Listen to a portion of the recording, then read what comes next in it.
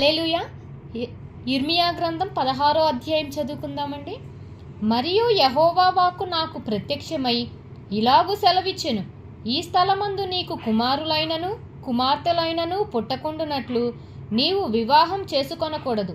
ఈ స్థలమందు పుట్టు కుమారులను గూర్చియు కుమార్తెలను గూర్చియు వారిని కనిన తల్లులను గూర్చియు ఈ దేశంలో వారిని కనిన తండ్రులను గూర్చియు యెహోవా ఇలాగు సెలవిచ్చుచున్నాడు, వారు ఘోరమైన మరణము నొందెదరు.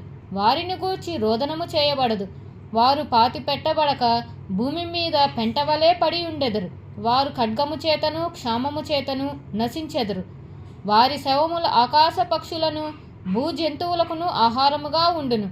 యెహోవా ఇలాగు సెలవిచ్చుచున్నాడు, నేను ఈ ప్రజలకు నా సమాధానం కలుగనీయకయు వారి ఎడల నా కృపా వాత్సల్యములను చూపకయు ఉన్నాను.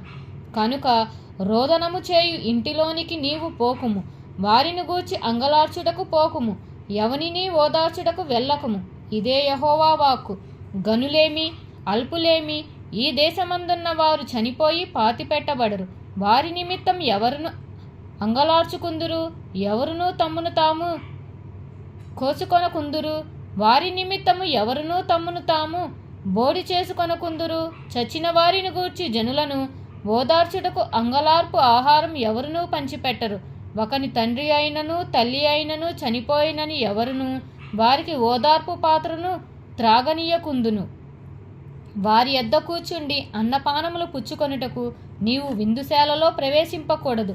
సైన్యములకు అధిపతియగు ఇశ్రాయేలు దేవుడనైన యెహోవా ఇలాగు సెలవిచ్చుచున్నాడు, మీ కన్నుల ఎదుటనే మీ దినములలోనే సంతోషధ్వనిని ఆనందధ్వనిని పెండ్లి కుమారుని స్వరమును పెండ్లి కుమార్తె స్వరమును ఈ చోట వినబడకుండా మాన్పించెదను.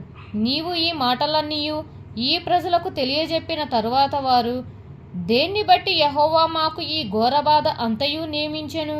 మా దేవుడైన యెహోవాకు విరోధముగా మా దోషమేమి మా పాపమేమి అని నిన్నడుగగా, నీవు వారితో ఇట్లనుము, యెహోవా ఈ మాట సెలవిచ్చుచున్నాడు, మీ పితరులు నన్ను విడిచి అన్యదేవతలను అనుసరించి పూజించి వాటికి నన్ను విడిచి అన్యదేవతలను అనుసరించి పూజించి వాటికి నమస్కారం చేయుటను బట్టియే కదా వారు నా ధర్మశాస్త్రమును గైకొనక నన్ను విసర్జించిరి. ఆలకించుడి, మీరందరూ నా మాట వినకుండా కఠినమైన నీ దుష్ట హృదయ కాఠిన్యము చొప్పున నడుచుకొనుచున్నారు. మీరు మీ పితరుల కంటే విస్తారముగా చెడుతనము చేసి ఉన్నారు. కాబట్టి నేను మీ యందు ఏమాత్రమును దయ ఉంచక ఈ దేశము నుండి మీరైనను మీ పితరులైనను ఎరుగని దేశమునకు మిమ్మును వెళ్ళగొట్టుచున్నాను. అక్కడ మీరు దీవారాత్రము అన్యదేవతలను కొలుచుదురు. యెహోవా సెలవిచ్చు మాట ఏదనగా, నేను వారి పితరులకిచ్చిన దేశమునకు వారిని మరలా రప్పించెదను.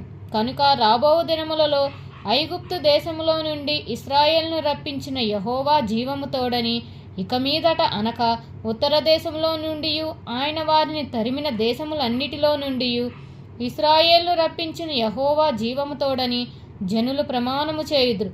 ఇదే యెహోవా వాక్కు. వారిని పట్టుకొనుటకు నేను చాలామంది జాలరులను పిలిపించెను. తర్వాత ప్రతి పర్వతం మీద నుండి ప్రతి కొండ మీద నుండి మెట్టల సందులలో నుండి వారిని వేటాడి తోలివేయుటకే అనేకులైన వేటగాండ్రను పిలిపించెదను. ఏలయనగా వారు పోయిన త్రోవలన్నిటిని మీద దృష్టి ఉంచితిని, ఏదియూ నా కన్నులకు మరుగు కాలేదు. వారి దోషమును నాకు మరుగై ఉండదు. వారు తమ హేయ దేవతల కళేబరముల చేత నా దేశమును అపవిత్రపరిచి ఉన్నారు. తమ హేయ క్రియలతో నా స్వాస్థ్యమును నింపియున్నారు.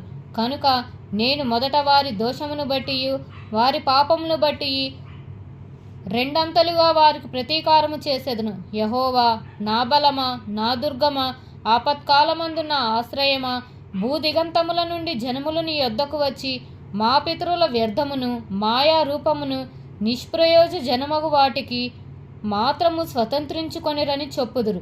నరులు తమకు దేవతలను కల్పించుకొందురా, అయినను అవి దైవములు కావు.